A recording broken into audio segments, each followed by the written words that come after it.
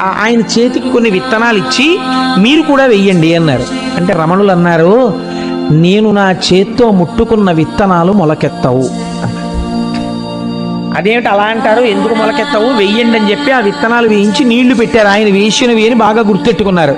ఒక్క మొక్క అందులోంచి రాలేదు.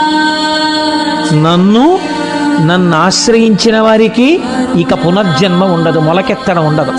ఇక్కడితో జ్ఞానాగ్ని దగ్ధ కర్మాణం. అది విత్తనమే కావచ్చు. ఒకసారి నేను పట్టుకున్నా, వాళ్ళు నన్ను పట్టుకున్నా దాని ఫలితం అంతే. కాబట్టి మొలకలెత్తవు. ఎంత చిత్రమో చూసారా. ఒక్కొక్కసారి వారి స్వరూపం బహిర్గతం అవుతుండేది. ఇటువంటి భగవానులు ఆత్మ